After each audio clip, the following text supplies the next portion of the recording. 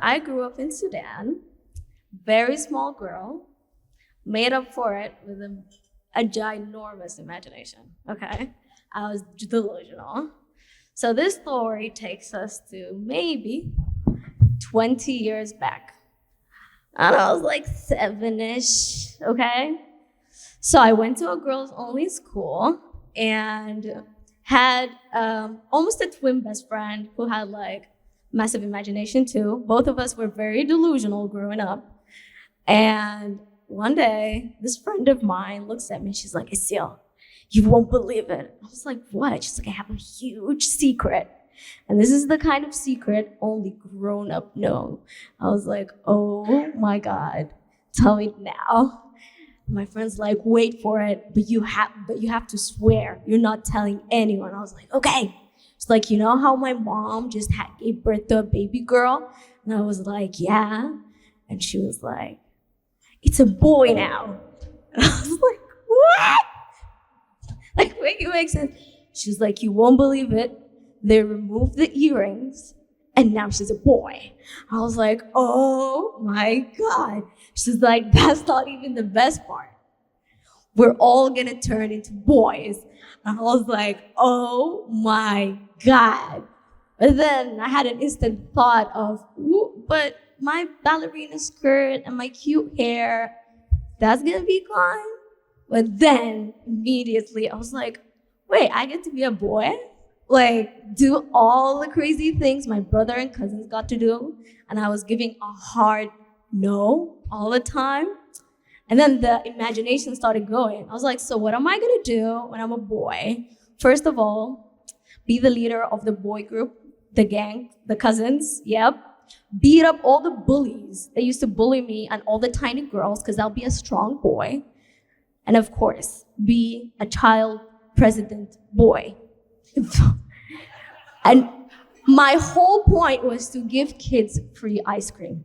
As you can clearly see, I loved ice cream. I still do. But then I was like, wait, another task is how do I make it to the boys group? So from age 7 to 10, I pretended to not feel pain at all. I was like, you know what? We're gonna be strong, girl.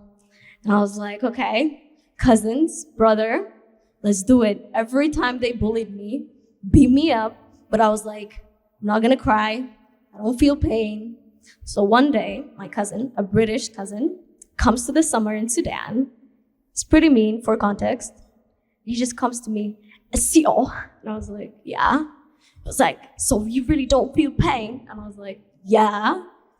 This motherfucker brings my head, and I still remember it was a really hot summer day. It was like a yellow pole in the middle of the backyard. This man and this boy and him bangs my head. And it was so bad. I still have a scar like here. It was so bad. And I was like, this is the biggest test of your life. You can't lose your shit. You can't lose it. You can't lose it. And I was like, okay. And he was just looking at my eyes like, she's gonna cry. And I was like, you know what? I didn't feel that.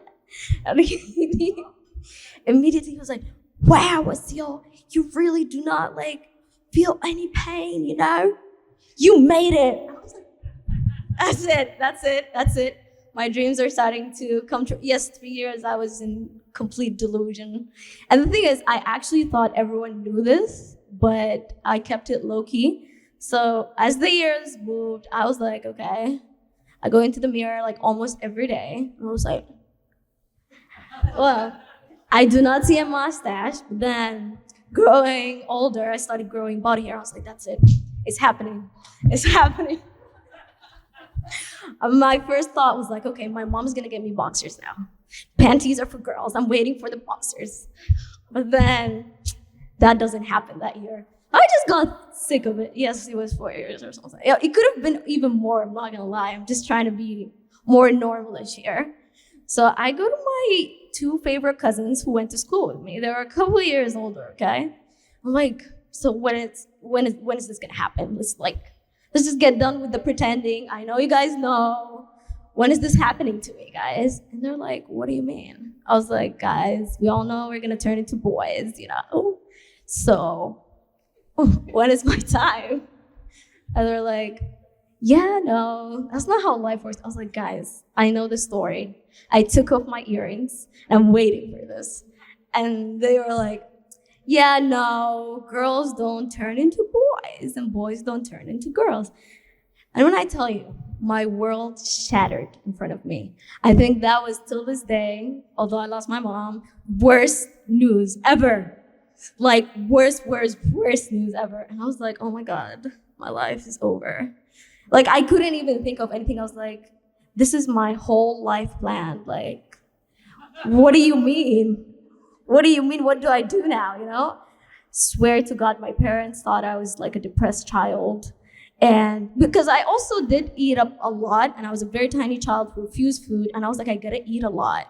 I gotta be strong, you know? My mom was very proud of me for a minute, but then I started crying myself to sleep, getting really depressed, like literally lost the will to live. And I was like, I'm done.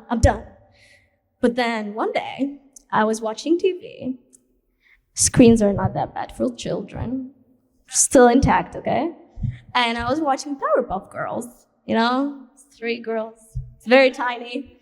And then I saw Blossom, and Blossom beat up Mojo Jojo. And I was like, girl, what? I was like, okay, I guess I can pull it up, you know? I was like, wait, I can be a strong girl too.